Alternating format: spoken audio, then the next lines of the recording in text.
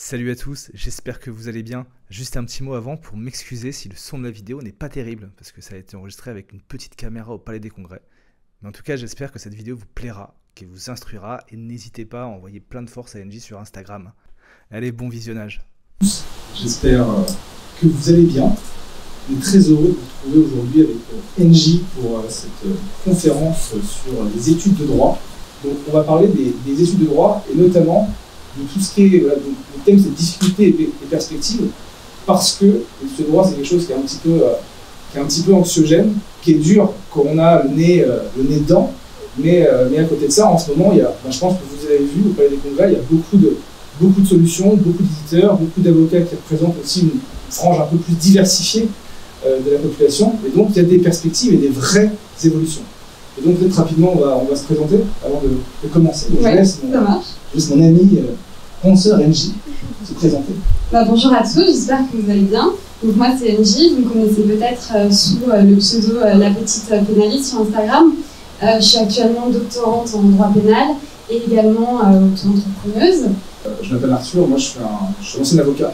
Donc j'ai malheureusement un jour passé le CRFPA, passé le CAPA et puis porté la robe.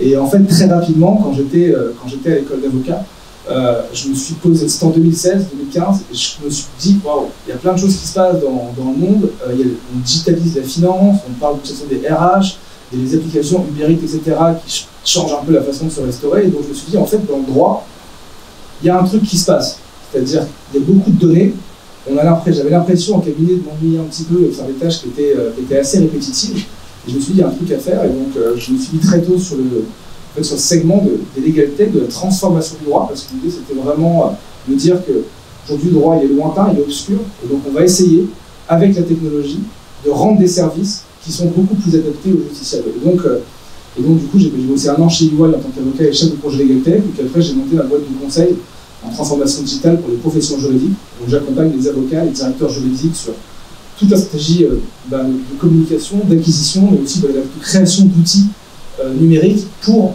les aider à travailler plus efficacement, à peut-être créer des offres en ligne pour les clients qui sont un peu différentes.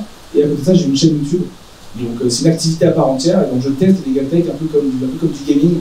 L'idée c'est de donner accès aux étudiants, aux avocats, aux directeurs juridiques, des informations sur voilà, qu'est-ce qui se passe, qu'est-ce qui se fait, parce qu'aujourd'hui, à la fac, c'est ce qu'on a constaté, il n'y a pas trop de formation en fait sur ces différents sujets. En fait, on a l'impression que la fac, voilà, on prend tout le monde, etc., c'est cool, mais le marché, il est hyper concurrentiel. C'est-à-dire que vous êtes nombreux, et donc c'est important de vous distinguer, parce qu'il n'y aura pas de la place pour tout le monde.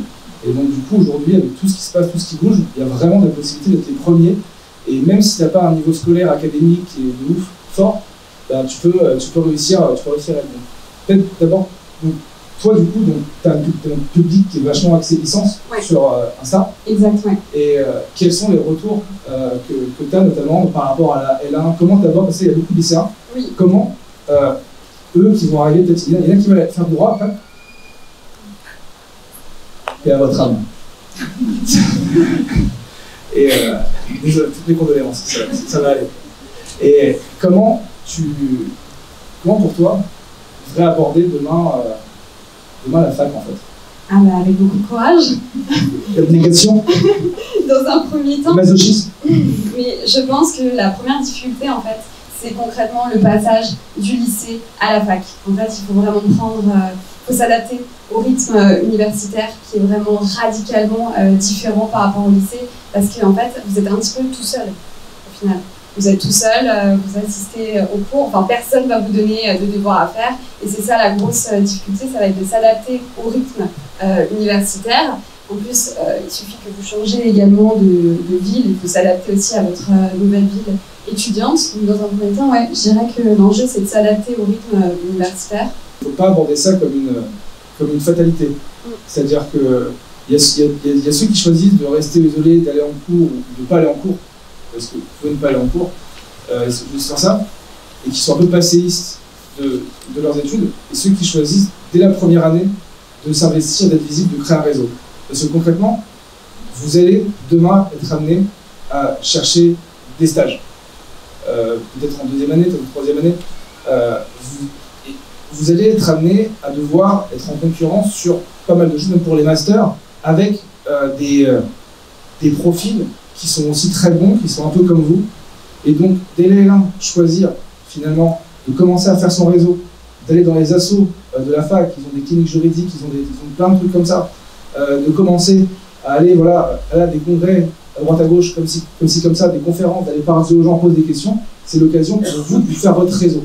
Et donc du coup, ça c'est vraiment ultra important. Je pense que aborder les L1 en disant c'est pas une démarche solitaire, c'est pas juste les potes, c'est vraiment aussi une démarche de réseau. Je sais pas ce que tu en penses. Oui, exactement. Parce que en fait, le problème c'est que si vous attendez d'être à l'école des avocats pour faire un réseau, c'est trop tard. Il faut commencer dès la première année à faire son réseau, et notamment pour les stages, comme tu disais, parce que ça c'est hyper important. Et surtout ensuite pour votre employabilité future. Ensuite pour la deuxième année, je dirais que c'est la charge de travail qui s'intensifie. Et les nouvelles matières, droit des obligues, le droit administratif, c'est difficile. Je sais pas. Moi j'ai très mal vécu la deuxième année. Ouais. Très mal vécu. J'ai l'impression d'aller à la bibliothèque tout le temps et d'avoir des 6 en droit administratif. Je me suis dit j'arriverai jamais à bout de la chose, et vraiment je me disais mais ça ne passera jamais. Et au final ça l'a fait. Donc comme quoi ce qu'il faut c'est s'accrocher sur la durée. Ouais, vous allez vous prendre des caisses, et en L2 aussi encore plus. Et ce qu'il faut c'est s'accrocher. Et c'est s'accrocher à autre chose. C'est-à-dire c'est pas que la fac en fait. Et les notes, c'est pas les notes qui définissent notre valeur. Et là je le vois dans le monde des cabinets d'avocats et dans le monde dans lequel là on est aujourd'hui dans l'innovation. En fait c'est pas ceux qui ont des bonnes notes à la fac forcément qui ont les meilleurs postes. Et c'est pas ceux qui ont les pires notes qui se retrouvent à la rue. Et votre valeur en tant qu'humain, c'est aussi, et professionnel, c'est comment vous, à la fac, vous avez réussi à faire autre chose. C'est-à-dire qu'on préfère en cabinet recruter quelqu'un qui a eu 12 de moyenne, 11 de moyenne, mais qui a fait des stages, qui s'est bougé, qui s'intéresse à la technologie, aux évolutions du marché, etc., que quelqu'un qui a 16 de moyenne, et ok, très bien frère, t'as fait quoi de ta vie? T'es à la bibliothèque. Tu as ta vie, tu vois. Et à un moment, c'est ça aussi, c'est-à-dire que faut se dire que les mauvaises notes, c'est pas une finalité, c'est pas ça qui va faire que vous allez réussir ou pas. Il faut s'accrocher pour service minimum, mais faire des choses en dehors. Et c'est ces choses en dehors qui vont vous construire et qui fera qu'on vous prendra. Exactement. Moi, c'est quelque chose qui m'a marqué quand j'ai postulé à mes premiers stages dans le cabinet. Au final, ils ne regardaient absolument pas mes notes, mais ils regardaient mon expérience pro. Donc, est-ce que j'avais déjà fait des stages? Et ça, c'était vraiment hyper important. C'était déterminant, en fait, d'avoir déjà fait des stages. Et tout ce que vous faites à côté, donc l'associatif, du sport, voilà, tout ce que vous pouvez faire à côté des notes, ça compte. Et ça compte même... et ça va vous aider. Vous êtes peut-être en dépression aussi. Parce que quand on fait que ça, et que pour nous, on donne tout sur les notes, derrière, quand on a une mauvaise note, on est au bout de sa vie, on est au fond du trou. Alors que si on a autre chose, on dilue sa pression. Exactement. Et la L3, du coup La L3, je pense que la problématique, c'est la sélection en master. Et le problème, c'est que on a tendance à s'en préoccuper qu'en 3e année. Et ça, c'est un réel problème, parce que c'est trop tard, en fait. Il faut commencer à penser à la sélection dès la première année, enfin, à mon sens. Hein. Il faut commencer... Oui, complètement. Mais c'est-à-dire que là, enfin... C'est penser au stage, penser à la côté. Exactement. Et c'est se dire, tu vas toi cibler. En fait, là on est au congrès des Legal Tech, beaucoup de personnes font du marketing. Dans le marketing, qu'est-ce que tu apprends? Tu apprends à cibler des gens, entreprises, un client, et ensuite réussir à t'adapter par rapport à ça et adapter ton produit. En fait, le produit, c'est vous. Vous êtes un produit, et votre but, c'est vous vendre. Et il faut vous rendre sexy. Et l'idée, c'est de dire, ne pas avoir. Et il y a beaucoup trop de moi-je. Quand le sexy, c'est pas habillé, enfin voilà, c'est sexy en mode intellectuel. Je disais ça comme ça. Et le but, c'est pas de se dire, moi je suis le meilleur, moi j'ai fait ci, moi j'ai fait ça. Tout le monde s'en fout en fait. Ce qui compte, c'est se dire où tu veux aller. Ok, je veux faire un master en IP, je veux faire un master en social, en fiscal. Ok, très bien, c'est qui les directeurs de master qui font ça? C'est un tel. Ok, très bien, qu'est-ce qu'ils écrivent? Qu'est-ce qu'ils font? Quels sont leurs intérêts? Est-ce qu'ils ont fait des conférences, des colloques, etc. Et vous allez construire votre parcours par rapport à cet objectif et par rapport à ça. Vous allez vous adapter pour essayer de toucher aux points sensibles. Ça peut être, voilà, peut-être qu'il y a certains cabinets ou entreprises qui sont plus adaptés, enfin, qui préfèrent telle ou telle chose. Peut-être que toi, tu vas dire en L3, je vais rédiger un article sur ce thème-là, parce que je sais que mon prof il kiffe ce truc-là, je l'ai vu une fois parler là-dessus, et donc je vais essayer de rentrer. Et c'est à vous de faire presque de l'optimisation de votre profil pour derrière rentrer dedans. Et on va regarder aussi vachement la curiosité. Vraiment, enfin, tu vas recruter sur le master aussi, au master sur profil. Oui. C'est pas vos notes, c'est votre profil. Par rapport à ça, en fait, il ne faut pas seulement chercher à être bon, il faut chercher à se démarquer, parce que techniquement, quand vous allez arriver en 3e année, ou vous êtes déjà en 3e année, vous avez déjà passé cette étape, en fait, techniquement, vous êtes, enfin, pas pour tous, mais vous êtes tous bons. Et finalement, comment on opère la sélection? Il faut chercher à apporter une plus-value en fait, à votre profil, à votre dossier. Et c'est ça que vont regarder les directeurs de master et par la suite les directeurs de cabinet juridiques, par exemple. C'est vraiment un élément hyper important, développer une plus-value, développer quelque chose en fait pendant vos études. La différenciation, ça c'est quelque chose qui est extrêmement important et qui est extrêmement central. Parce qu'en fait, parfois on a l'impression, ouais, moi j'ai 11 de moyenne, etc., j'ai 12. Mais c'est pas grave, il y en a plein qui ont 6, qui ont 8, qui ont 9, je suis pas mal quoi. Mais en fait, quand on arrive au stade des stages plus, école d'avocat, master, etc., en fait, tout le monde, c'est des bons. Tout le monde est bon. Tout le monde, c'est des tueurs. C'est-à-dire que le but, ça sert à rien de se comparer à la médiocrité en fait. C'est-à-dire que le but, c'est chercher à se comparer au top et au haut du panier. Et en fait, aujourd'hui, à la fac, on vous apprend beaucoup les legal skills. Mais en fait, il y a les compétences légales du droit. Il y a 3 types de compétences et il y a un rapport qui a été fait par l'EDEC, que je vous invite à lire, qui est une école de commerce, qui est juste là, sur les compétences recherchées dans les cabinets, dans les directions juridiques. Et il y a 3 types de compétences clés, qui sont les compétences juridiques, legal skills, les soft skills, donc c'est votre savoir-être, et les tech skills. Et en fait, à la fac, on focus vachement sur le légal, alors que le soft et la tech, c'est ça qui fera la différence. C'est-à-dire que des bons juristes, il y en a plein. Et des bons juristes qui sont capables de bien d'écrire, de faire 2-3 conférences, de parler en public, qui ont un savoir-être, qui sont capables de gérer les urgences, les dossiers, etc. Et même au niveau technologique, c'est-à-dire qu'aujourd'hui, je veux dire, on ne peut pas faire l'impasse sur l'utilisation des nouvelles technologies en cabinet, en direction juridique, dans plein de domaines. Ça va de la... Même quand tu rédiges ton contrat. C'est-à-dire que moi, j'ai l'époque, là, voilà, on va rédiger des contrats plus, ça c'est quelque chose, voilà, j'arrête toujours un peu du sur-mesure. Mais globalement, maintenant, on va réussir à en automatiser une grosse partie. Vous allez apprendre à faire des petits algorithmes, à générer des champs, à faire des choix, etc., à voir le monde un peu de modélisation un petit peu en 3 dimensions. Et ça, c'est quelque chose qui est très important. Voilà, pareil dans la recherche juridique.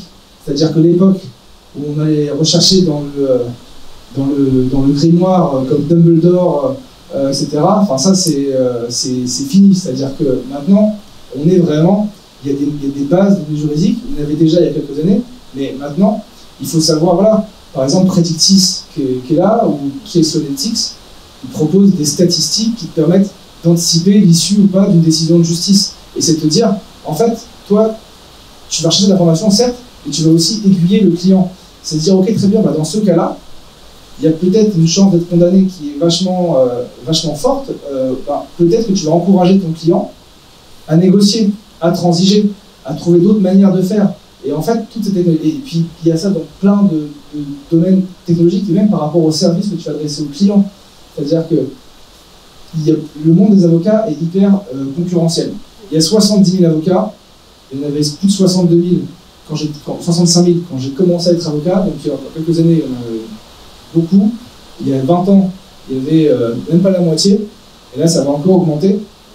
En France, c'est de plus en plus compétitif, donc il faut se distinguer. Tu distingues sur plusieurs choses, sur la communication, sur le prix, sur ton offre, ce que tu vends. Et il faut penser à ça dès maintenant, en fait, dès la fac, parce que c'est ces compétences-là qui font que vous allez vous positionner. Et c'est vrai que voilà, il faut savoir. Du coup, pour vendre un produit qui est bien, qui est peut-être moins cher, peut-être que tu vas automatiser une partie de ta production juridique, parce que tu vas faire. Il faut aussi savoir communiquer, c'est pareil, dans les tech skills, soft skills, tu as la communication. Et j'ai l'impression qu'à la fac, en fait, on n'apprend pas trop... Ah non, du tout. Ouais, je sais pas ce que vous en pensez, mais... C'est un problème, ça. Tu veux poser une question, non?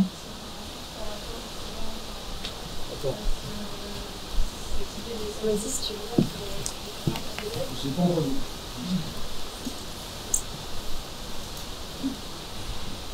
Je voulais juste rebondir sur votre intervention sur les soft skills. En fait, je suis étudiante à l'EDEC en commerce et en parallèle, je fais aussi un master 2 de droit à l'Université catholique de Lille. Et c'est vrai que donc, de base, j'avais une formation en tant que juriste. Et c'est vrai que c'est marquant quand on sort de licence de droit ou même donc en master de droit où c'est vraiment juriste classique où on va vous apprendre les choses telles qu'elles sont. Et c'est vrai que moi, donc, la double compétence en management comme ça, vous apprenez qu'il y a d'autres compétences dont on ne parle pas forcément en droit. Et en fait, dans le milieu du travail, c'est super important. Et c'est ce qui va vous différencier des autres. Et c'est vrai que je trouve que c'est super important, déjà au lycée, de se rendre compte qu'il y a ces différentes perceptions à l'avenir à appréhender, en fait, dès le début. Exactement. Non, ouais, t'as vraiment raison. Moi, j'ai fait une école de commerce aussi, j'ai fait le Lyon, mais c'est plus ou moins équivalent quand on fait un peu la même chose. Voilà, on est meilleur que vous. Et c'est tellement vrai, c'est-à-dire que le point de management, demain, tu es avocat, tu es juriste, tu manages des équipes, tu manages tes clients, tu manages tes clients internes, tes clients externes, tes collaborateurs. C'est tout plein de compétences en fait qui sont vachement recherchées. Et ça, on ne va pas vous l'apprendre à la fac. On ne va pas vous tomber dans le bec. Et les decks, du coup, j'imagine que tu fais un peu de marketing aussi. Ben voilà, demain, vous devez vous vendre. Vraiment, vous devez vendre. Tu es avocat, tu vends ton produit, tu vends ton service juridique, tu es juriste, tu dois faire en sorte que les gens t'appellent et faire infuser le droit dans ta direction juridique. Et donc c'est se dire que peut-être que tout le vocabulaire juridico-juridique, le jargon, les phrases par exemple, en vertu de l'article L345 du Code de commerce, nonobstant le critère subsidiaire prévu au paragraphe 3 de la Convention de sauvegarde des droits de l'homme, peut faire ça. En fait, ça, à la fac, ils adorent ça, les profs, mais dans la vraie vie, c'est inutilisable. Faut apprendre. Et là, au village, il y a un village legal design, et ils t'apprennent, aujourd'hui, c'est hyper à la mode, en cabinet en direction juridique, à traduire le droit en langage juridique clair, avec des dessins, avec des vidéos. Et c'est ce genre de choses, aujourd'hui, qui fait la différence. C'est-à-dire que tu arrives en entreprise, en entretien de stage du cabinet, en disant, moi, je m'intéresse un peu à ce qui se passe, et là-dessus, je m'intéresse notamment au langage clair, et je pense qu'il faut être capable, en tant qu'avocat ou en tant que juriste, de faire comprendre le droit et de le rendre accessible, et tout en regardant la sécurité. Et je me suis formé au legal design, il y a plein de formations partout. Et ben, c'est un gros plus qui fait la différence. Tu as d'autres différences un peu dessus? À ce niveau-là, ce qu'il faut vraiment retenir, c'est qu'il y a un décalage, il y a un fossé énorme entre ce que vous allez apprendre à la fac et la réalité, en fait. Et ce qu'il faut retenir aussi, c'est qu'à la fac, c'est hyper théorique. Vous allez manger des cours de centaines de pages, vous allez apprendre des arrêts. Au final, vous apprenez beaucoup de théorie, mais vous apprenez très peu de pratique. Et ça, c'est un gros problème. Donc il faut vraiment essayer de développer un maximum de choses à côté. En fait, il ne faut pas se limiter à la fac, il ne faut pas se contenter de ce que vous allez apprendre à la fac. Ce n'est pas suffisant pour le futur. Ouais, il faut mettre en cause un peu ce qu'on a appris aussi. Et c'est vrai que c'est marrant, moi quand j'étais à la fac, on me disait ouais, il faut apprendre et tout par cœur, des trucs, etc. Il faut connaître, faut avoir plein de connaissances. Et c'est vrai que parfois les cours, moi ce que je constate, enfin, les examens à la fac, ils veulent que tu recraches tous tes arrêts du truc, etc. Enfin, mais ça c'est un non-sens total dans plein de domaines, que ce soit en termes de méthode d'apprentissage. Moi je les connais, où tu apprends les trucs et 10 minutes après, tu as oublié. Voilà, et puis derrière, en fait, avec les outils de base de données, maintenant, en fait, l'information, tu la trouves. Et il faut pas se dire, je pense, le but c'est de tout connaître. C'est de tout connaître où je vais très extraire du truc. Un bon juriste, c'est un juriste qui est vraiment flexible. Il peut dire, ok, très bien, j'ai un problème là-dessus, je sais où aller chercher, je sais comment raisonner. C'est vraiment le raisonnement. Et je pense que profiter de la fac, pour plus construire votre raisonnement, votre façon, votre côté débrouillard. On cherche des gens qui sont débrouillards, qui sont capables d'aller des petits policiers, qui sont capables de chercher les choses. Et, on a une question là-bas. Quoi? On a une question, je crois. Ok. Est-ce que vous avez de la voix?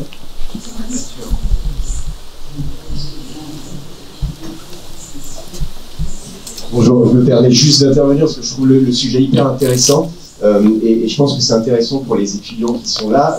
Moi, je suis associé d'un cabinet de conseil qui travaille avec le métier du juridique et de la conformité, qui s'appelle Day One, et donc on travaille, nous, avec les directions juridiques et les cabinets d'avocats. Et on a fait une étude il y a 3 ou 4 ans pour le Cercle Montesquieu. Le Cercle Montesquieu, c'est l'association des directeurs juridiques des grandes entreprises. Peut-être certains d'entre vous y seront dans quelques années. On avait fait une étude sur l'employabilité du directeur juridique. Et on avait identifié en fait 4 corpus, enfin 4 types de compétences qui sont hyper importantes pour les juristes.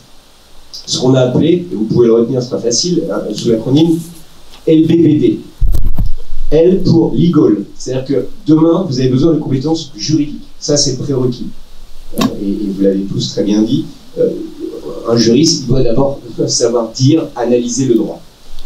Ensuite, le B, c'est pour business, c'est-à-dire qu'un juriste ou un avocat doit comprendre ce qu'est le business. Et qu'est-ce qu'on met derrière business? C'est quoi la stratégie de l'entreprise? C'est quoi la comptabilité? C'est quoi le marketing? C'est quoi la géopolitique? Donc c'est avoir une compréhension de ce qui se passe dans l'entreprise. Et pas être enfermé dans sa logique de juriste, mais d'avoir vraiment une ouverture sur le business de l'entreprise, sur les concurrents, sur ce qui se passe sur le marché. LB, donc L legal, B business. Le deuxième B, c'est behaviors, c'est-à-dire comportemental. Et là, c'est là où vous avez justement un gros travail à faire, où les écoles aujourd'hui, les écoles de droit ont développé et commencent à créer des nouvelles formations sur justement ce qu'on appelle les soft skills. C'est toutes les compétences qui vont vous aider justement à interagir dans l'entreprise, c'est-à-dire les compétences en termes de management, en termes de gestion de projet, en termes de management interculturel, en termes d'assertivité. Donc c'est le savoir-être. Donc ces compétences-là, elles sont clés.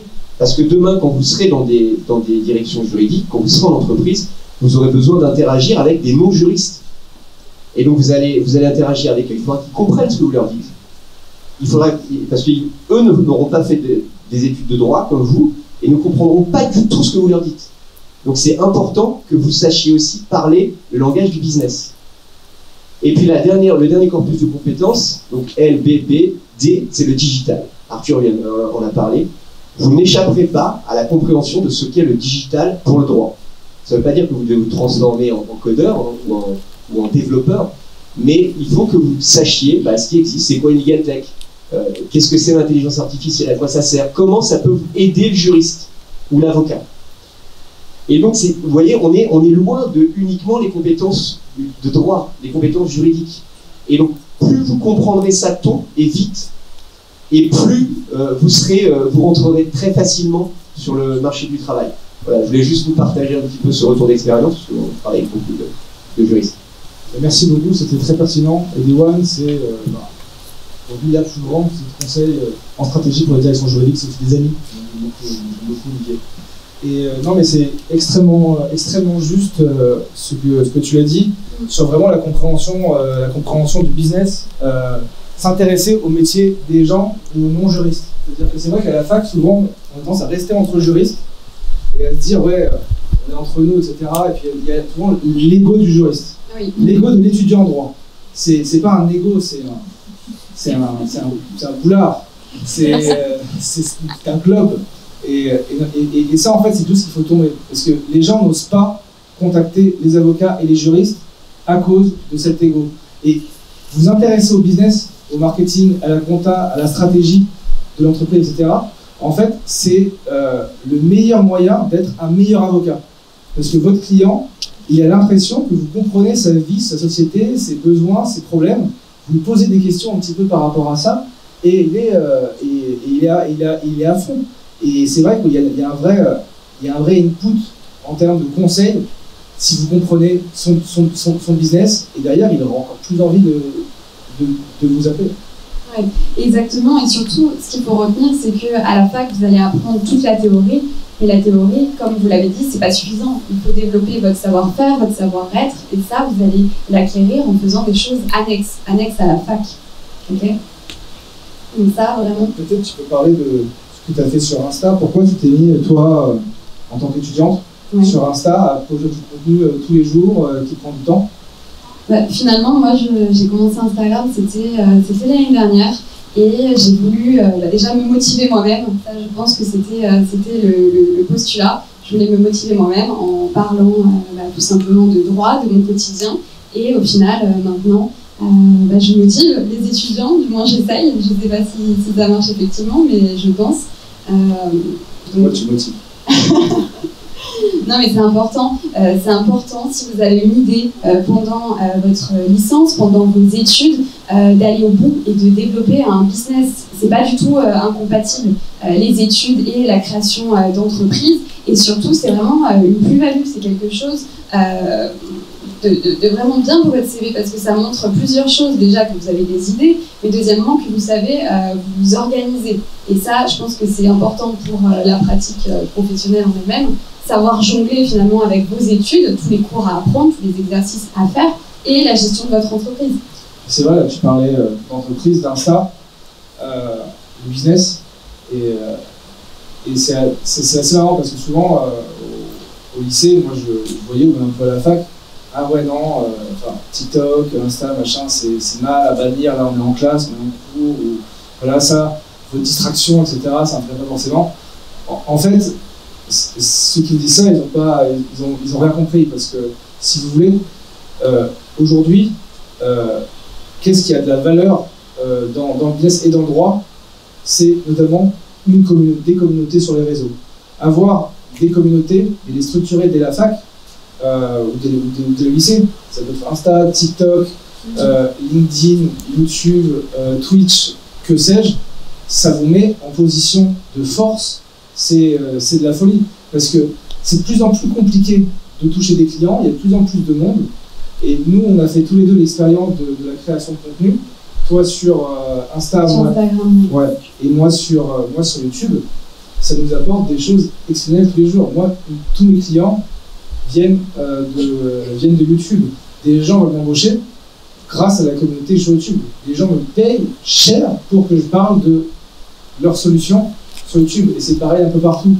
Et se dire, t'es à la fac, en plus à la fac c'est cool, t'as pas d'enjeu, t'as 5 ans devant toi, tu te dis, tu lances une petite page Insta par exemple, tu fais de la vulgarisation sur un thème, ça peut être le droit des mineurs, ça peut être le droit de la famille, ça peut être les libertés fondamentales, ça peut être les sociétés, j'en sais rien, ou tu parles d'autre chose, ça peut être quelque chose qui peut avoir un rapport avec votre métier de demain, vous pouvez commencer à agréger des communautés, vous arrivez demain, à la fin des 5 ans, à un entretien, en cabinet ou en DJ, en disant voilà, écoutez, moi j'ai étudié, j'ai été sérieux, machin, mais comme tout le monde, mais à côté de ça, j'ai créé du contenu, j'ai aujourd'hui 10, 15, 20 000, 50 000, 100 000 sur Twitch de ce profil-là qui s'intéresse à ça, et on vous prend.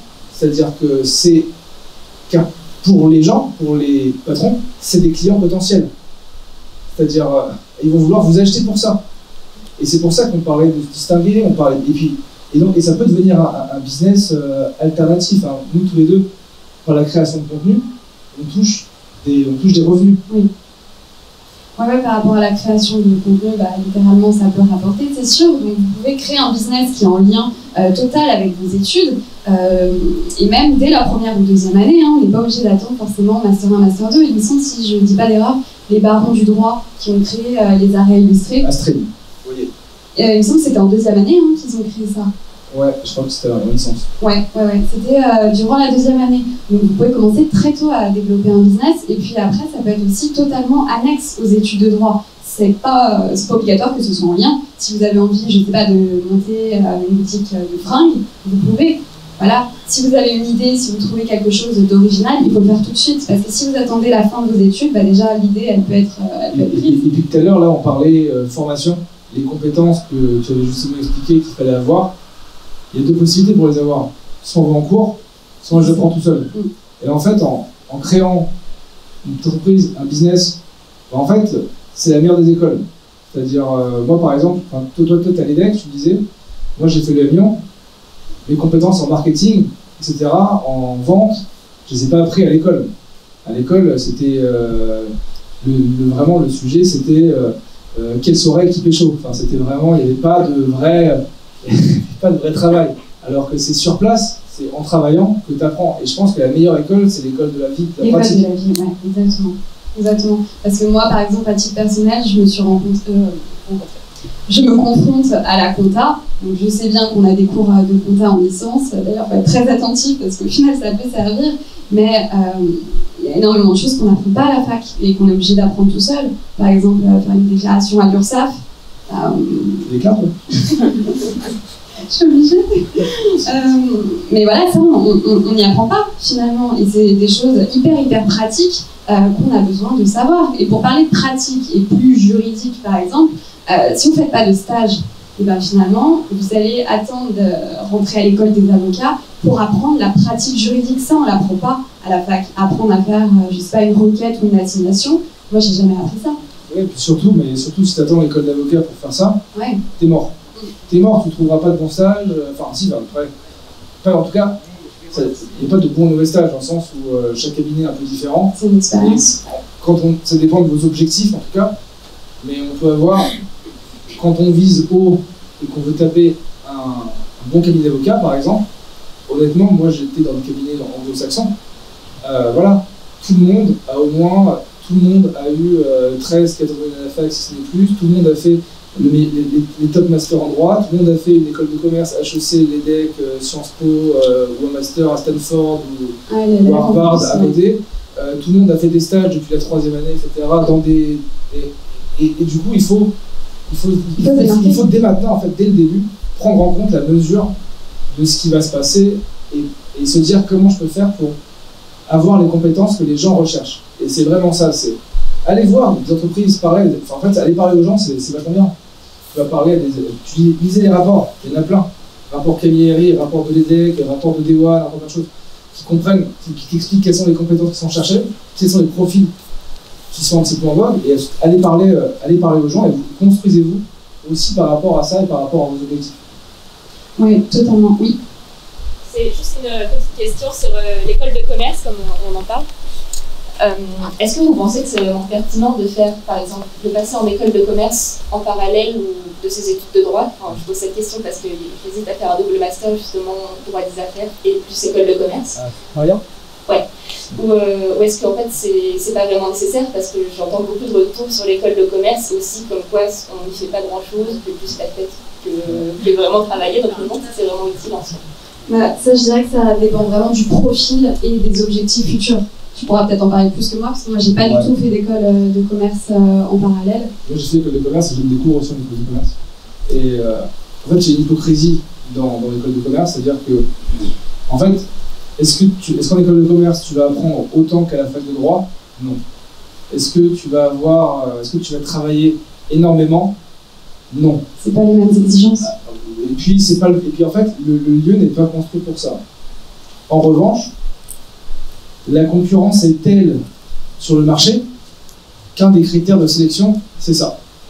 Et quand on va sur les sites des cabinets d'avocats d'affaires, souvent ils disent M2 de droit et une école de commerce dans le top 5 serait un plus. Et c'est un plus et très souvent c'est obligatoire. Et après, voilà. Donc clairement c'est un plus pour limiter. Moi, avant de faire l'école de commerce, je galérais à trouver des bons stages dans des gros cabinets. C'est-à-dire que moi, j'ai fait ma licence master dans ma campagne à Orléans. Voilà. Après, j'ai fait des stages, etc. J'en faisais pas mal. J'ai quand même fait on va penser que je vais faire de chez Fidal qui n'était pas dégueu, mais quand je voulais taper les gros cabinets à Paris, là, je me faisais tout le temps dégager des premiers tours. Du coup, j'ai fait une école de commerce, et là, ils m'ont ouvert toutes les portes. Tous les plus grands cabinets d'avocats, toutes les plus grosses directions juridiques, et tous mes amis, ils sont tous dans les cabinets, dans le top, dans les directions juridiques, ils sont chez Vuitton, ils sont chez Total, ils sont voilà, dans toutes ces boîtes-là. Donc, clairement, c'est un plus sur son CV. Après, ça dépend ce que tu en fais. C'est-à-dire que certes, tu n'apprends pas beaucoup en termes de connaissances pures, mais tu apprends beaucoup en termes de savoir-être. C'est-à-dire que l'école de commerce, c'est que les travaux de groupe. Donc tu bosses à plusieurs. Il y a beaucoup d'oralité aussi. Beaucoup d'oralité. Et t'organises tu crées des projets aussi. Et en fait, tu prends confiance en toi. Et même cet écosystème de soirées, machin, etc., le but, c'est favoriser la sociabilité, c'est favoriser les interactions, c'est la création de réseau. La création de réseau. Il y a plein d'entreprises qui se créent, pas d'associations qui se créent après l'école de commerce. Moi, c'est un super réseau. Pour moi, l'école de commerce, après, ça dépend ce que tu en fais. C'est-à-dire il faut être actif sur le campus. Moi, quand j'étais à l'EM, je passais les fins d'après-midi, parfois le midi, à boire des cafés à l'incubateur avec les startups qui étaient là. Je leur disais, bon alors, du coup, toi, c'est quoi ton projet, comment ça se passe, c'est dur, ils m'expliquent ce qu'ils faisaient, etc. Et tu baignes dans un environnement qui est hyper créatif et qui est vachement ambitieux. Après, faut pas tomber dans manger le melon, mais il y a des gens qui sont ambitieux et qui poussent vers le haut. Et moi, j'ai beaucoup appris des gens que j'ai rencontrés en fait là-bas qui ne sont pas des juristes. C'est des marketeurs, des business devs, des financiers. Et j'apprends beaucoup autour d'eux. Et en tout cas, ça peut être je pense que j'aurais pas fait ce que j'ai fait aujourd'hui si j'ai pas fait l'école de commerce. En revanche, est-ce que j'ai appris des trucs en école de commerce au fond? Non. Mais c'est marrant. Comme quoi? C'est plutôt tout ce qui va être savoir-être. Ouais, savoir-être. Ouais. Mais là, on parle d'école de commerce, mais ça peut toucher aussi les autres branches du droit. Moi, je trouve que maintenant, c'est obligatoire de se spécialiser. Et vous pouvez vous spécialiser avec des DU. Le DU, vous pouvez le commencer dès votre première année, et ensuite, il y a des DU un petit peu plus professionnels que vous pouvez faire avec un M1 ou un M2. Il y a des DU sélectifs aussi, mais ça, c'est primordial aussi, pas que pour vraiment une carrière affairiste ou dans le milieu du commerce, mais dans les autres branches, finalement. Oui. Et on n'est pas obligé de passer par la fac, on peut passer par des unités aussi. Aussi, oui. Aussi. Pour le coup, allie la pratique et la théorie. Exact. Enfin, il y a aussi d'autres voies. Ouais, exactement. Il y a la fac et aussi j'allais embrayer sur les masters qui sont professionnalisants, dispensés par certaines écoles. Oui, et puis aussi par rapport un petit peu à ça, tu dis d'autres branches, ça c'est vrai, et c'est bien parfois aussi sortir des sentiers battus. Même vos stages, faites pas forcément un cabinet en DJ. Allez voir ce qui se passe dans les startups, allez voir ce qui se passe dans plein d'univers. Vous n'en sortirez que grandi. Et ça, c'est quelque chose qui est essentiel. Et tu parlais de l'aspect juste avant d'arriver sur les masters. Ouais. En fait, toutes les études disent qu'il faut être de plus en plus spécialisé. Oui. Voilà, ça c'est un fait. Mais en fait, il faut être spécialisé et à la fois généraliste. C'est ça qui est assez, particulier. C'est qu'il tu vas être recruté parce que tu es un expert dans ton domaine, mais en fait, il faut être capable de comprendre les sujets de tous les autres. Par exemple, un avocat en droit social comme moi, que j'étais, doit comprendre ce que fait le taxe, la fiscalité, doit comprendre le corporate, doit comprendre tel ou tel sujet. Et c'est important de vous dire, c'est pas parce que je suis en master droit social que je ne m'intéresse pas aux autres. Au contraire, il faut s'intéresser aux procédures collectives, il faut s'intéresser à tout ça. Et c'est ça qui fera que vous allez progresser, notamment en entreprise. Il faut garder une ouverture d'esprit. Ouais, les directeurs juridiques, voilà, en tant que juriste, tu vas être rentré spécialisé, mais un directeur juridique, c'est quelqu'un qui est généraliste, enfin, qui a réussi à s'ouvrir et à comprendre les problématiques de chacun. Donc vraiment, ne restez pas enfermés. Ne dites pas, par exemple, moi je veux faire du pénal, moi je veux être avocat pénaliste, je vais aller plaider, je vais faire que ça, défendre des criminels, machin, et le droit fiscal, les sociétés, etc., je m'en fiche. Et 3 ans après, il y a la création de la société de droit pénal des affaires qui rapporte beaucoup d'argent. Et là, tu te dis, merde. Et voilà. Et il y a plein de matières qui se créent tout le temps. Aussi, c'est ça qui est assez fou. C'est-à-dire que il y a le RGPD, par exemple, il suffit d'une nouvelle loi. Il y a quelques années, boum, RGPD arrive. Aucune formation, rien, pas d'école. Du coup, quelqu'un d'intelligent se forme tout seul dessus, et il faut être agile d'esprit, et tu te mets dessus, et après, boum, les écoles sont arrivées, les SP sont construits. Ensuite, compliance, anti-corruption, etc. Pareil, ça n'existait pas. C'est né par différentes réglementations et jurisprudence. Et donc, il faut être capable aussi de jongler et d'aller sur un terrain que tu ne connais pas. Et là, il y a tout ce qui est éthique numérique qui va arriver là, dans les prochains mois. C'est des nouvelles matières. Et il y aura dans votre carrière une trentaine, une quarantaine de nouvelles matières qui vont arriver tous les 4 ans. Donc il ne faut pas se dire que c'est... Et c'est pas parce qu'on a fait un master dans tel domaine qu'on ne doit pas s'intéresser au reste et qu'on ne doit pas être hyper flexible. Ouais, en fait, ce qu'il faut retenir, c'est qu'il faut vraiment rester ouvert. Ça, c'est important parce qu'un bon juriste, il doit savoir tout faire. Mais aussi, en fait, le droit, il devient tellement de plus en plus compliqué. Vous êtes obligé, à un moment ou à un autre, de vous spécialiser dans un domaine. Ça, moi, je trouve ça vraiment important. Et c'est mon avocate, dernièrement, quand j'ai fait un stage, elle me disait qu'au final, il faut savoir tout faire, mais dans la pratique, des cabinets d'avocats généralistes, bah, il n'y en a plus tant que ça. C'est vraiment des cabinets, c'est vraiment des cabinets hyper spécialisés dans un domaine, le préjudice corpo, le droit des affaires. Et finalement, il faut toucher à tout, ça c'est sûr, mais aussi il faut vous spécialiser. Et vous pouvez vous spécialiser très tôt, dès la première année en faisant un DU, par exemple en sciences criminelles, si vous voulez vous orienter plutôt en pénal par exemple. Ça, en première année, ouais. Dès le début, vous pouvez faire le certificat de sciences criminelles, il me semble. Le DU c'est bien pour le master, notamment pour la sélection. Oui, pour la sélection, ça c'est sûr, les DU c'est pas mal, et il y en a énormément qui sont accessibles dès la première année. Il y en a qui se font sur 3 ans, en parallèle de votre licence, et il y en a d'autres qui se font en 1 an, tout simplement. Et ça, c'est vraiment une plus-value ajoutée, et c'est tout de suite une spécialisation avant d'entrer dans le monde professionnel. Et ça, c'est important. Donc c'est vrai, penser spécialisation, mais ouverture d'esprit. Ouais. Je pense que c'est ça les 2 mots à retenir sur ce sujet. Et j'avais rencontré, c'était le directeur juridique Total, qui avait un jour dit une phrase qui m'a marqué. Il dit un bon juriste, c'est un juriste malin et un juriste feignant. Et finalement, c'est un peu ça, c'est-à-dire qu'il ne faut pas chercher à avoir le syndrome de bon élève, à vouloir tout connaître, et voilà, il faut connaître ce qu'il faut, être suffisamment agile, et derrière, voilà, aller droit au but. Aller droit au but, être direct, apporter une réponse, voilà, donc oublier parfois le raisonnement, le syllogisme juridique qu'on aime tant et qui nous cause peut-être des mauvaises notes en cas pratique, je ne sais pas.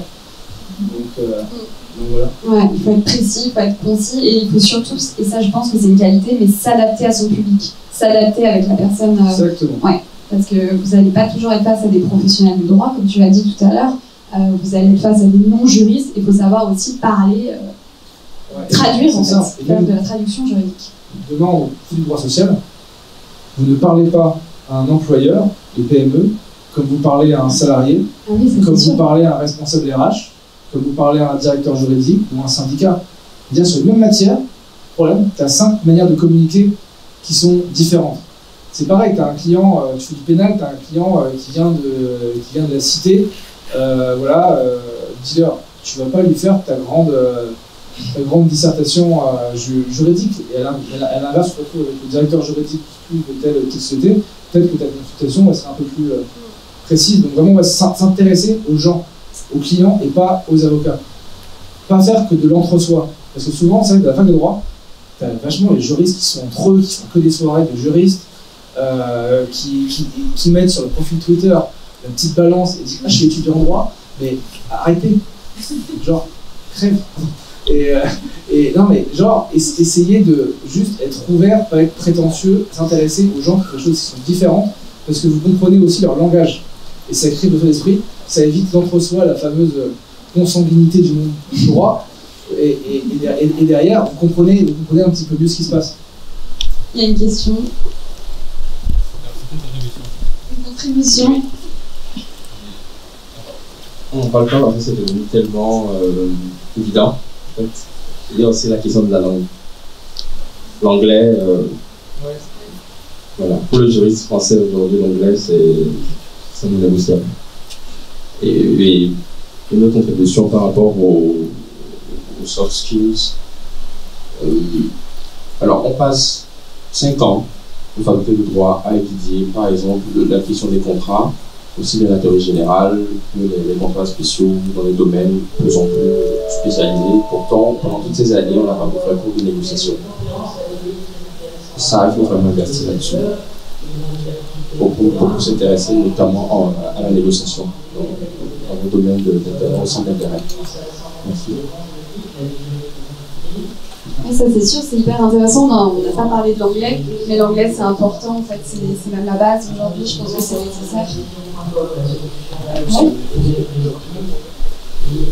Il y a aussi des langues atypiques, c'est-à-dire il y a des clients fortunés qui sont russes, qui sont arabes, etc. Et les maîtrises de ces langues-là, aujourd'hui en cabinet, ça a beaucoup de valeur. J'ai des amis qui n'étaient pas très bons à la fac, qui fait des stages un peu classiques, et qui ont eu des super collabs parce qu'ils parlent arabe couramment, parce qu'ils parlent un peu russe, parce qu'ils ont des notions de tel ou tel dialecte.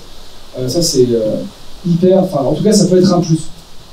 Et surtout, je voulais ajouter par rapport aux langues, ça dépend aussi où est-ce que vous êtes situé. Par exemple, pour moi, à Strasbourg, l'allemand est quasiment un petit peu obligatoire pour être embauché dans un gros cabinet. Et si par exemple vous êtes dans une région proche de l'Italie, bah, ça va être l'italien, proche de l'Espagne, ça va être l'espagnol.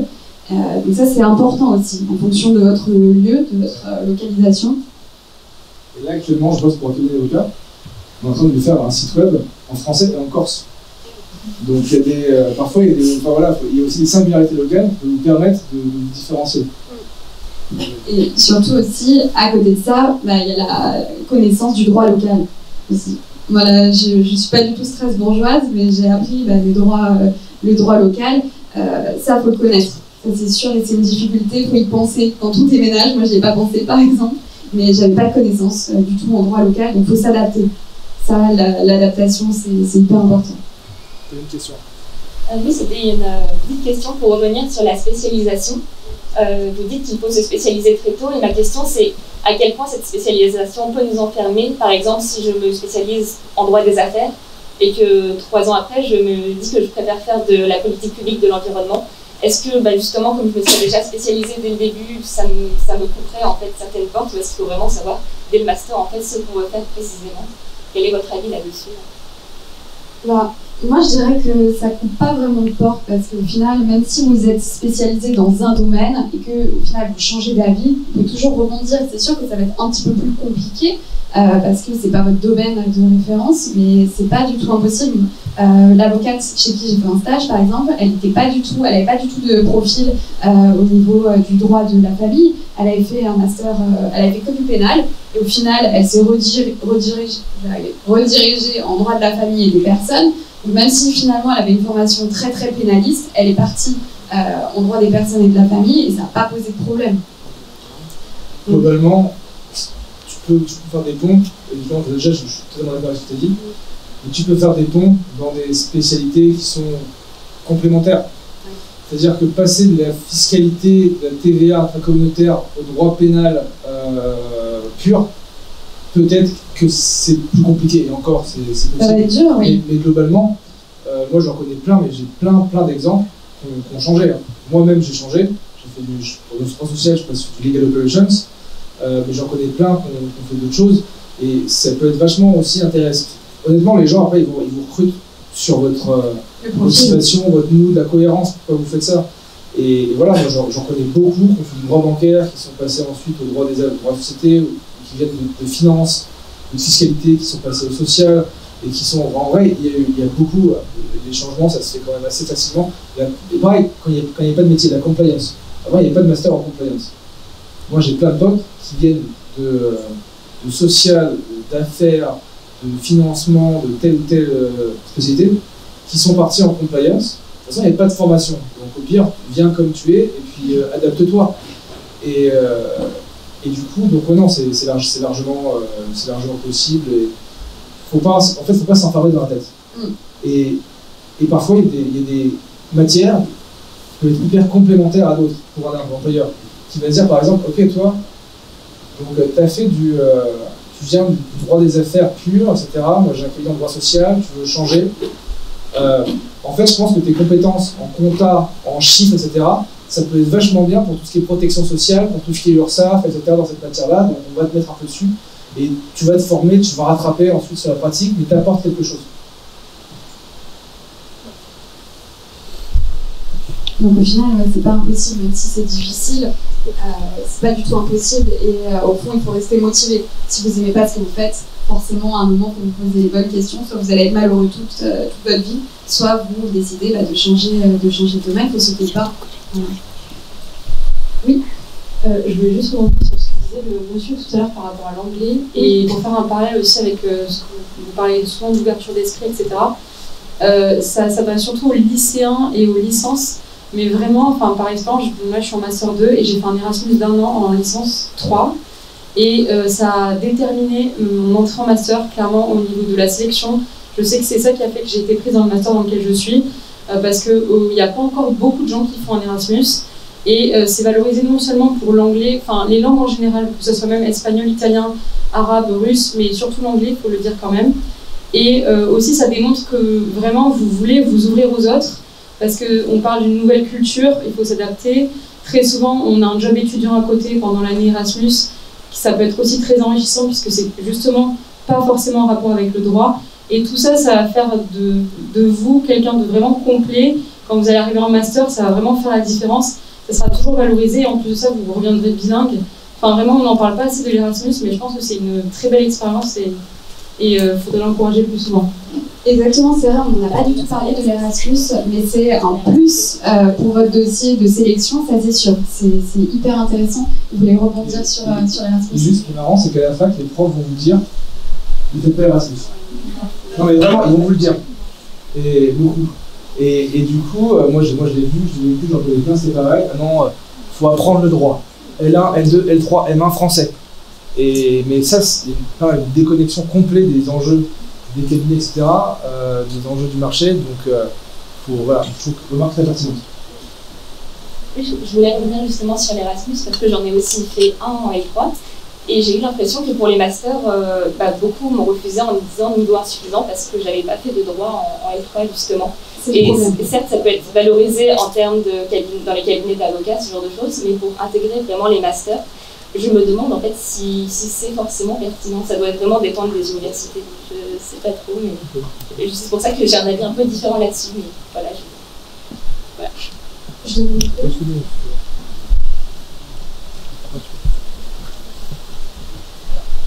Pour revenir sur Erasmus, peut-être qu'il y a la solution, c'est de faire Erasmus dans une fac de droit à l'étranger. Et ça, ça c'est possible. Comme ça, on ne peut pas vous partez à l'étranger et vous pouvez acquérir une culture étrangère et en plus vous continuez à faire du droit. Et il existe beaucoup de facultés dont les diplômes sont reconnus en France. Enfin, l'année passée à l'étranger est reconnue dans votre cursus universitaire. Donc il faut vous renseigner auprès de vos facultés. Et justement, alors je ne suis pas vraiment d'accord avec Arthur parce que notamment les professeurs vous poussaient à partir, mais à faire une année d'études dans une fac de droit étrangère.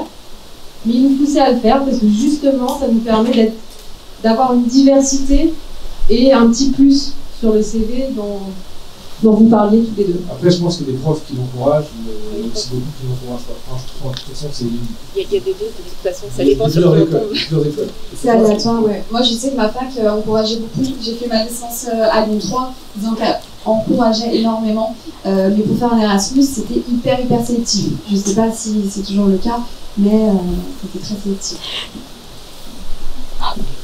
Juste pour rebondir là-dessus, moi je suis à la faculté de Tours, je suis en 3e année, et ils ont mis en place un Erasmus, mais il y a beaucoup de masters qui nous disent on ne comprend pas si vous en faites un. Donc, alors que c'est eux qui le mettent en place. Donc moi par exemple je veux postuler au MAJ, pour un poste d'entreprise, ils ne le prennent pas si je le fais. Donc après se renseigner dans l'établissement où vous êtes par rapport au master que vous voulez faire. Exactement. Après, à ce niveau-là, il y a beaucoup d'ironie chez certaines facs. Par exemple, chez nous, à Strasbourg, au niveau de la licence, j'ai fait ma licence à Lyon 3, mais à Strasbourg, au niveau de la licence, c'est très mal formé au niveau du pénal. Et ils expliquaient clairement que pour les masters de pénal à Strasbourg, ils prenaient pratiquement aucun étudiant venant de leur propre fac. C'est quand même assez ironique. Donc, et ça rejoint là-dessus par rapport à l'Erasmus. Donc au final, ils encouragent à faire Erasmus, mais ils vous disent très clairement qu'ils ne vous prennent pas si vous avez fait Erasmus. Donc, je voulais savoir, concernant les facs de droit, qui sont portées essentiellement sur des enseignements théoriques, si elles comptent intégrer les legal tech et tout le savoir-être qui se développe en fait dans les écoles de commerce. On a l'impression qu'il faut compléter, comme vous l'avez dit tout à l'heure, un cursus de droit avec un cursus d'école de commerce. Ça dépend des facs. C'est-à-dire qu'il y a des trucs, il y a quelques années ça n'existait pas. Maintenant à Assas, il y a le DU transformation du droit et legal tech. À Paris-Saclay, il y a le Master 2 droit entrepreneuriat digital. À Montpellier, il y a le DU legal tech qui est partenaire avec Stanford, qui est accessible dès la L2 ou la L3 et qui est full distanciel et à la fin tu es diplômé de Montpellier et Stanford. J'ai co-créé le DU, voilà. Et il y a 3-4, l'école d'avocats de Strasbourg, qui est aujourd'hui l'école la plus numérique de France.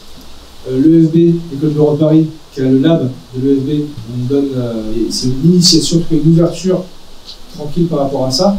Donc il y a des choses qui se font, mais ça reste assez épisodique, marginal. Je sais que j'ai reçu plusieurs fois des messages de personnes qui me suivent. Par exemple, je sais que dans les TD de fac, je ne sais plus si c'est à Sorbonne ou à Sceaux, je ne sais plus, en L2, en contrat, ils mettent des vidéos à moi à regarder avant d'arriver à la séance. Donc ils ne se forment pas, mais ils encouragent à aller voir des choses. Mais ça, c'est à vous de le faire, en fait, de vous former. C'est ça qui est sympa. C'est qu'il n'y a pas d'école. Il n'y a pas trop de formation encore. Donc vous pouvez vous différencier. Et je trouve qu'on est vraiment... quand il n'y a pas trop de concurrence sur un secteur, on peut rapidement être l'expert. Moi, je suis arrivé dans la génération des premiers sur ce secteur, et j'ai pu être visible très tôt, très fort. Et donc, il faut être en tout cas à l'écoute, et là, il est encore temps de positionner. Et je sais qu'au lycée, je crois que dans les matières scientifiques, vous apprenez à coder en Python, enfin, c'est comme ça, je crois. Bah, ça, c'est quand même génial. Nous, on n'avait pas, nous, on n'avait pas ça. Et profitez de ça. Moi, j'ai vu des gens, des lycéens en terminale, ils étaient capables de coder des contrats, mais pas avec un moteur de contrat, avec vraiment à la mano. Donc, franchement, très fort. Ouais, ça c'est bien. Et surtout, moi, j'espère que dans les années à venir, ça va se développer dès la licence, parce que souvent, c'est des masters hyper pointus, mais on n'a pas ce genre de matière en L1, en L2. Ça, c'est un problème. Et votre génération, elle est forte, je trouve. Enfin, vous avez une capacité à vous adapter, à comprendre un petit peu tout, à jongler de raisonnement en raisonnement que je trouve extrêmement intéressant. Pour compléter et répondre un peu à la question de madame, certaines facultés proposent des options informatiques, enfin en dehors, en fait, vous avez beaucoup de droits, et il faut regarder aussi les options qui vous sont proposées par la faculté dans laquelle vous dirigerez, et parce qu'ils proposent aussi des cours qui n'ont rien à voir avec le droit, mais qui sont complémentaires, comme de l'informatique, des langues. Enfin, c'est à vous après d'aller chercher l'information. C'est vrai que c'est plus comme au lycée où tout est mis sur votre emploi du temps. Là, il faut vraiment chercher l'information. Si vous avez une fac qui vous intéresse spécifiquement, il faut la contacter et puis voir ce qu'elle propose en plus. Donc il faut un peu, c'est vrai, vous prendre en main, et ensuite, comme le disait, j'ai oublié votre prénom, Angie, pardon, les cliniques juridiques aussi. Beaucoup de facultés ont une clinique juridique, soit elle est animée par des professeurs, soit par les étudiants eux-mêmes, soit en lien avec des cabinets d'avocats. Et inscrivez-vous dans ces cliniques, et vous allez acquérir aussi de nouvelles compétences que vous n'aurez pas forcément en cours théorique. Ouais, ça c'est hyper important, et c'est ce qui change radicalement avec le lycée. Il faut aller chercher les informations. Ça c'est clair.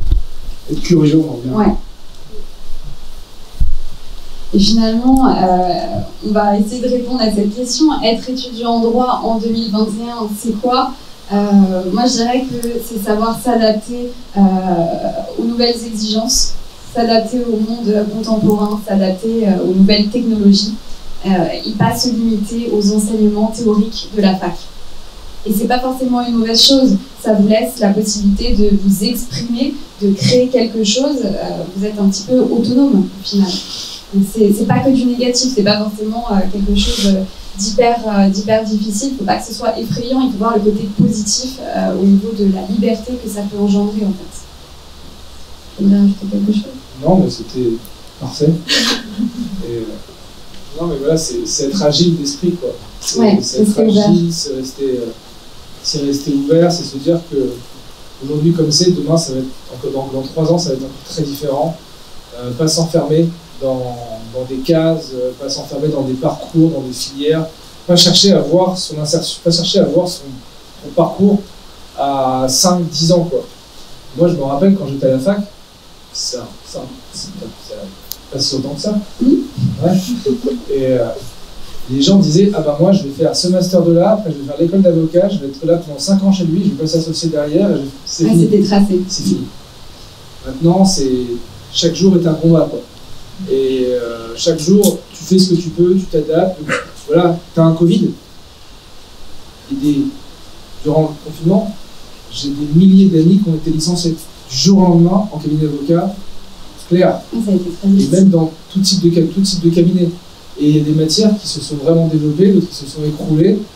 Tu sais pas, voilà, du coup, il faut être suffisamment flexible, agile pour avoir des plans A, des plans B, des plans C, s'intéresser un petit peu à tout, s'intéresser aux gens, et voilà, quoi, globalement. Je dirais aussi que quand on est étudiant, on a tendance à idéaliser et fantasmer un petit peu les professions type avocat, magistrat, et finalement, il y a un réel décalage avec la pratique.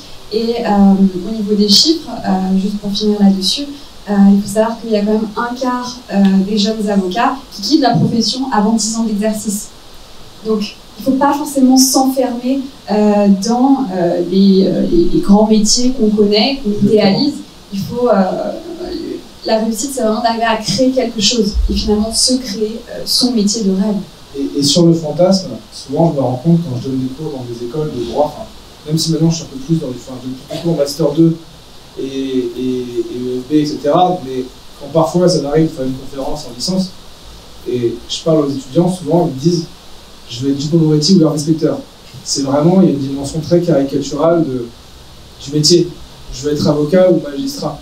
Et j'arrive ça. Et en fait, il y a plein de nouveaux métiers qui se créent. Là, on est au village de l'égalité, qui est le métier de juriscodeur, qui est un métier qui arrive. Il y a les métiers de DPO. En gros, c'est délégué à la protection des données, qui s'est créé. Il y a le métier de Legal Operations Officer, qui est un peu mon job, qui est un métier qui est dédié à accompagner la transformation de la fonction juridique. Et il y aura encore beaucoup de métiers qui vont arriver, qui vont se créer. Il y a plein de possibilités, on peut switcher même à la finance. Je connais plein d'avocats fiscalistes qui sont partis à la finance. Je connais des avocats en droit social qui sont passés responsables RH. Il y a plein de choses qui se font. Et donc globalement, c'est à vous toujours de vous dire, ok, il y a ça et tout, mais est-ce que je peux pas créer un autre job? Est-ce que aujourd'hui, par rapport à ce qui se passe, c'est quoi les enjeux, c'est quoi l'avenir? Voilà, il faut toujours se poser ces questions. Et finalement, il ne faut pas être un étudiant passif. Il faut vraiment ne pas subir ses études, ne pas juste se dire cette année il me faut 10 pour passer en L2, en L3. Il faut vraiment essayer d'aller plus loin, de ne pas subir et vraiment créer quelque chose qui vous est propre. Oui, moi je voulais juste rebondir sur l'expérience et le fait d'être curieux, notamment pour les lycéens. En effet, il ne faut pas idéaliser toutes les professions, il faut vraiment se renseigner. Parce qu'on a tendance à idéaliser en tant que lycéen, par exemple, quand on regarde beaucoup de séries, etc., on a tendance à dire l'avocat, c'est juste plaider, se mettre en scène, etc. C'est pas du tout ça. Si j'ai un conseil à vous donner, c'est par exemple d'aller voir des audiences. Moi, je l'ai fait malheureusement un peu tard, mais aller voir des audiences pour vraiment se rendre compte de comment fonctionne un procès, comment tout le travail en fait qu'il y a derrière la profession d'avocat, pour vraiment se rendre compte que c'est pas juste c'est ce que je vous dis souvent, c'est pas comme un texte qu'on vous donne et vous devez l'apprendre par cœur et le réclamer. Non, c'est vous qui construisez ce texte. Il faut vraiment imaginer toutes les heures de travail qu'il y a derrière, la procédure, parce que la procédure notamment, moi qui suis en master de droit pénal, la procédure pénale c'est quelque chose de très très très complexe et il ne faut pas l'oublier en fait. Il faut vraiment se rendre compte de toutes les étapes qu'il y a derrière tout ce travail. Voilà, c'est le conseil à donner, vraiment se renseigner sur les professions et imaginer tout ce qu'il y a derrière. Ouais, ça c'est très juste et c'est vrai qu'on a tendance à aller trop tard aux audiences parce qu'on n'ose pas, mais la plupart sont publics, donc vous pouvez tout à fait y accéder et c'est très formateur. Et bientôt il y a le garde des Sceaux à l'Assemblée qui ont voté la loi qui va permettre de filmer les procès. Donc ça veut dire que dans les prochains mois, il y aura les procès et la justice qui sera diffusée à la télévision. Donc pareil, ça va contribuer, je pense, à désacraliser en tout cas une partie de la fonction, et c'est bien, ça permettra de vous rendre compte comment ça va se passer. Et surtout, faites des stages, parce qu'au final, si vous avez une idée de la profession, souvent en faisant le stage, on se rend compte, non, en fait, c'est pas ça, comme vous l'avez dit, avocat, c'est pas seulement plaider, il y a tout un travail derrière. Et en faisant les stages, on se rend compte de la réalité de la pratique. Est-ce que vous avez des questions sur ce sujet? D'accord.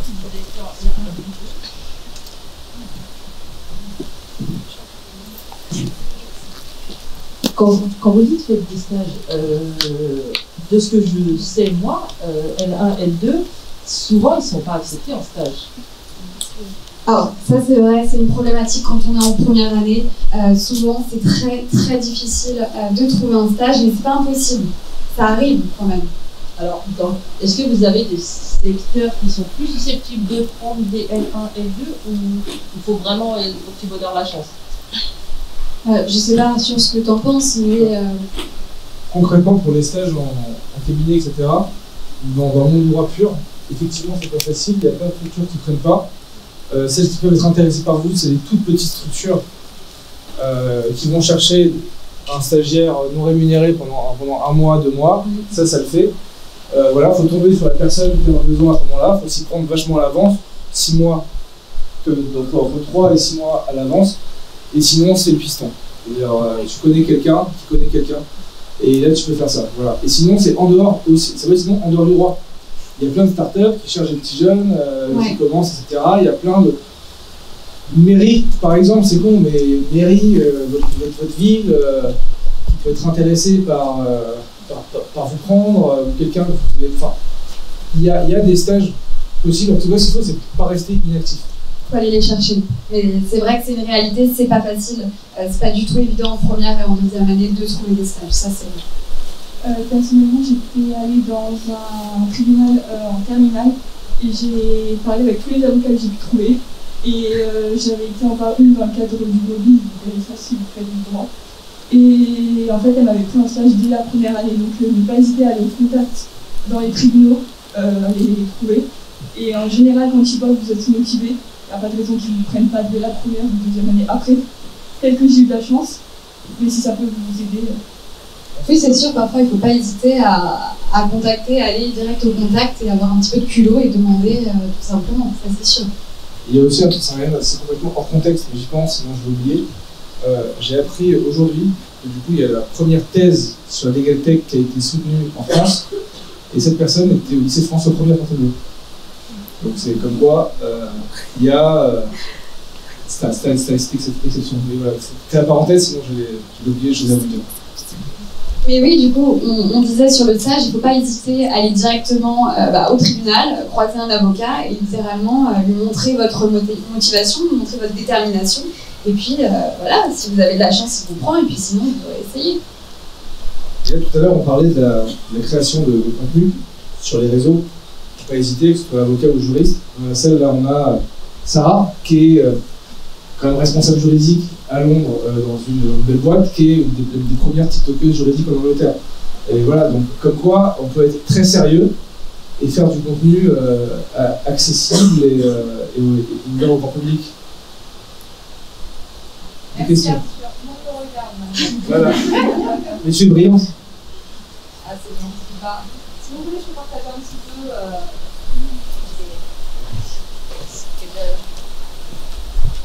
Rapidement. Je suis une grande fan d'Arthur, donc voilà, je suis venue soutenir. Mais je suis juriste d'entreprise, donc j'ai été juriste en Angleterre pendant 6 ans, enfin même 7 ans d'ailleurs. Donc j'ai bossé en tech et en pharma, voilà, donc dans des industries totalement différentes. J'ai commencé juriste clinique. Et j'ai monté mon équipe juridique, donc voilà, on avait beaucoup de difficultés parce que j'avais que 2 ans d'expérience à l'époque et donc voilà, donc en 4 ans j'avais monté l'équipe juridique, mis en place des process, etc. Et en fait ce que j'ai fait en parallèle de ma carrière, c'est créer du contenu. Donc j'ai commencé par la création de contenu sur l'expatriation pour les juristes, donc comment trouver un stage à l'étranger, comment s'insérer, etc. Parce que moi j'ai mis 2 ans à trouver un job à ma sortie d'études, donc comme quoi même au-delà même d'être stagiaire, même quand vous sortez de votre M2, c'est pas facile. Donc voilà, donc en France, j'ai pas forcément eu de chance avec l'emploi, donc c'est ce qui a fait que je me suis expatriée. Et Angleterre n'a pas voulu de moi tout de suite, donc j'avoue beaucoup mon parcours et c'est comme ça que j'ai commencé dans mon parcours sur la création de contenu, l'expatriation pour les juristes, etc. Et après, en fait, je me suis rendu compte de l'impact de la création de contenu dans le domaine du droit. J'ai eu pas mal d'invitations à partager mon expérience, etc. J'ai développé mon réseau comme ça et en fait, je me suis rendu compte de à quel point créer du contenu et ajouter de la valeur, ça vous positionne en fait dans l'image du public. Et vous devenez un petit peu une référence, et sans le savoir, j'étais un peu devenue la référence de l'expatriation dans le domaine du droit. Et donc j'ai en fait utilisé cette expérience-là pour ensuite créer du contenu dans le legal design, donc en démystifiant un petit peu le droit et en rendant le droit fun et accessible. Et parce que c'est ce que je faisais en interne avec mes opérationnels, pour les former, les sensibiliser au droit. Et c'est ce qui m'a permis récemment de quitter la profession de juriste et de bifurquer en tant que legal design manager dans la legal tech et aussi me lancer à mon compte pour de la création de contenu juridique. Mais cette opportunité-là, en fait, elle est venue parce que ces opportunités-là se sont vraiment produites grâce à ma création de contenu. Donc la personne qui a créé mon poste dans la legal tech me suivait sur les réseaux sociaux et un jour il s'est manifesté, il a créé le poste. Donc tout ça pour vous dire que vous pouvez vraiment faire la différence grâce aux réseaux sociaux, vous pouvez vous rendre visible, développer votre personal branding, vous n'avez pas besoin d'être un expert, vous avez juste besoin d'être passionné, d'être consistant, de créer de la valeur, un peu comme ce que fait Arthur d'ailleurs dans la bibliothèque, oui bien sûr, ou Manji, donc c'est vraiment le dénominateur commun, je pense à nous tous, c'est la possibilité d'être au-delà d'un profil purement juridique. Voilà, d'être force de proposition et d'être curieux et de vraiment pouvoir voilà, aller au-delà des sentiers battus et des créations. Voilà. Merci Arthur. C'est un parcours hyper inspirant, hyper intéressant. Merci. Des questions?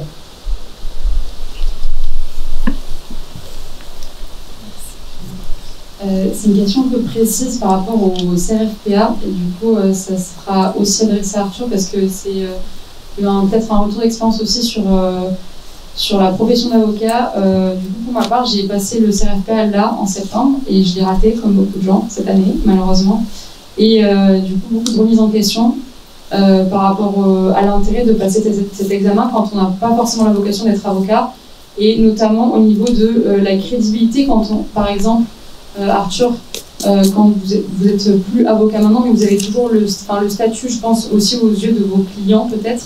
Est-ce que, selon vous, c'est important, ce statut-là, est-ce qu'il amène une certaine crédibilité auprès des clients, ou est-ce que c'est pas forcément nécessaire de l'avoir pour se développer en tant qu'entrepreneur dans le monde de l'innovation juridique? Merci beaucoup. Déjà, pour le CRFPA, si tu l'as raté, c'est pas grave.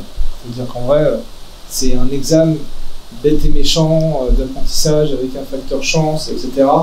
Et c'est pas parce que tu l'as pas eu que tu n'es pas bonne et que ça remet en cause ta valeur en tant que professionnel et en tant que personne. C'est peut-être que ça devait juste pas se faire. Est-ce que tu le repasseras ou pas, je ne sais pas, mais en tout cas, te formalise, même si c'est pas facile, te formalise pas par rapport à ça. Et il y a plein de choses. Cette année, il était aussi très très dur. Ah ouais? Ouais. Et du coup, par rapport, est-ce que être avocat t'aide un peu plus? On va dire que comment pour des choses. Être avocat, si tu veux être juriste d'entreprise par exemple, après je passerai sur entrepreneur dans la légalité.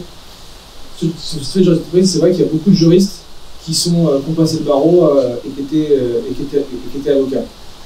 Alors là en fait il y a deux cas de figure. Est-ce que tu as exercé pendant quelques années et ensuite tu es passé en tant que juriste, ou est-ce que tu passes le barreau et direct tu switches vers l'ESB, enfin vers l'entreprise. Si tu as passé le barreau, tu as été avocat pendant 4, 5, 6 ans et qu'ensuite tu passes juriste, là tu peux avoir une plus-value en termes de rémunération dans l'entreprise parce que tu viens avec une expérience un peu différente et ça se monnaie financièrement. Parce qu'au final, si tu n'as jamais exercé, ça apporte rien en toi. Alors que si tu switches directement après le FB, il y a la rémunération, il n'y aura pas réellement, il y aura 2000 € annuels d'écart, enfin rien quoi. Donc en vrai, la différence sera un peu moins importante. Voilà. Mais après, ça dépend parce que du coup, l'année dernière, ça a failli passer, mais ça va sûrement revenir. Mais la réforme de l'avocat en entreprise, c'est-à-dire que peut-être que dans quelques années, tu pourrais être avocat salarié en entreprise. Notamment, c'est le but de ça, c'est de pousser à protéger le secret professionnel de l'entreprise, de l'avocat, la confidentialité des échanges. Et c'est sûr que les directions juridiques seront incitées à recruter plus de juristes qui ont le barreau pour être avocats salariés et pour que tous leurs contrats et les mails qui soient échangés se soient couverts par le secret des correspondances. Donc, mais là, on n'y est pas encore, mais c'est quelque chose qui peut arriver. Après, dans la legal tech, est-ce que être avocat, ça t'aide à être dans le monde de l'innovation légale? Il y a une étude qui est sortie il y a quelques semaines par France Digital, parce que France Digital a un groupe legal tech et qui regroupe une partie des plus gros acteurs, voilà. Et le rapport dit qu'il y a 60% des legal tech en France qui sont dirigés par un avocat. Il y a 250 legal tech en France, 60% sont dirigés par un avocat ou un avocat au board. Donc statistiquement, on a l'impression que ça joue. Après, il y a plein d'entreprises, notamment certaines qui marchent très bien, qui n'ont pas d'avocat et qui pourtant qui se développent. Doctrine, qui est le mastodonte de l'innovation, pas d'avocat. Précitis, il n'était pas avocat. Là, il passe avocat, mais il n'était pas avocat quand il a lancé. Il était étudiant. T'as Séraphin Légal, pareil, pas avocat. Donc c'est pas parce que tu n'es pas avocat que tu ne peux pas vendre aux avocats. Après, être avocat, oui, ça peut toujours une petite crédibilité. Moi, je sais que c'est personnel. Alors, quand je rencontre des avocats pour leur vendre des prestations, quand je leur dis que je fais plus ou moins partie du club, ben, eux, globalement, ils sont... en tout cas, ça les met en confiance. C'est pas ça qui fait que ça va les vendre, mais ça crée un rapport de confraternité, etc.